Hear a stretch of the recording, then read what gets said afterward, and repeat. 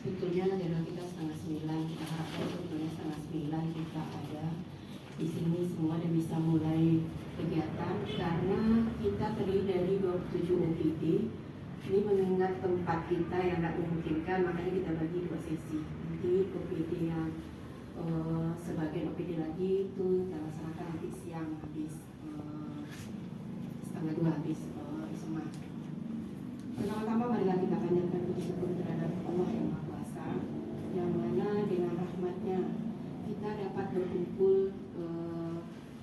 untuk mengadakan acara ini di pagi ini.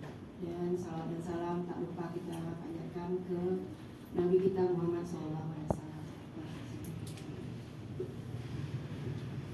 Pertama-tama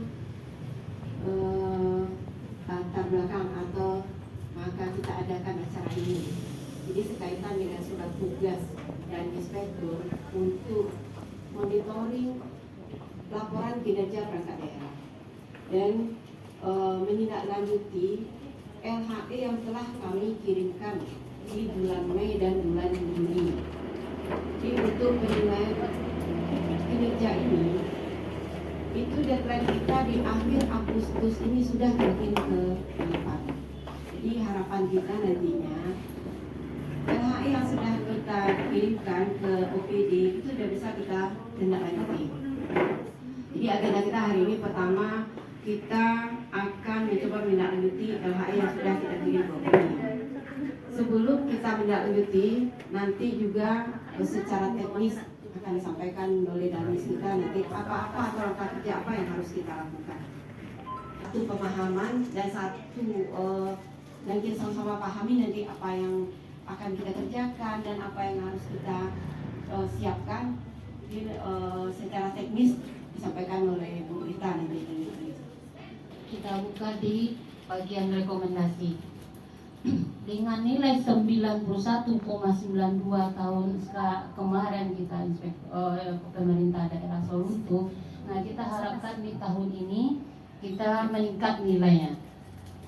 Poin ke-6, memastikan laporan kinerja diupload resmi di pemerintah.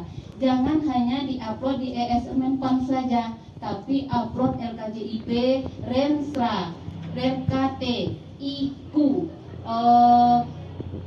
Rensra, RKT, IKU, LKJIP di PPID Kota Solo. Tingkatkan kualitas. Nah, ini dia laporan kinerja.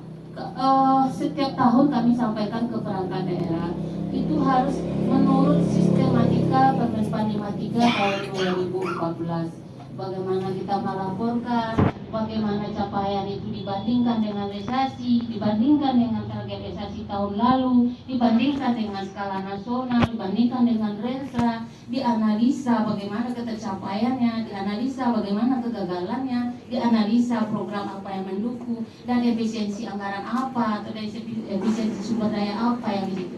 Nah, mengisi tabel untuk tindak lanjut rekomendasi tadi, kan ada tabel dari kan model kami dari Sedaku, kami cuma memunculkan rekomendasi yang kami tindak lanjuti. Kita kalah, jadi kan seharusnya seluruhnya dimunculkan ya. Kemudian kita tengok dari laporan hasil evaluasi yang dikeluarkan inspektorat. Makasih Pak Nasrijun. Di LHD itu kita jelaskan kelemahan masing-masing komponen. Kita jelaskan masing-masing komponen apa sih yang belum dibuat atau apa yang belum ditingkatkan. Rekomendasi itu hanya bersifat umum. Sekiranya di penjelasan di setiap komponen tidak ada lagi yang disuruh dibuat, misalnya agar membuat cascading atau belum membuat cascading di komponen perencanaan, berarti harus membuat cascading. Di penjelasan ada di rekomendasi itu dijelaskan secara umum, artinya kan kami di rekomendasi tidak menjelaskan lagi per komponen. Penjelasan sudah kita jelaskan di setiap komponen. Rekomendasi itu menjelaskan secara umum.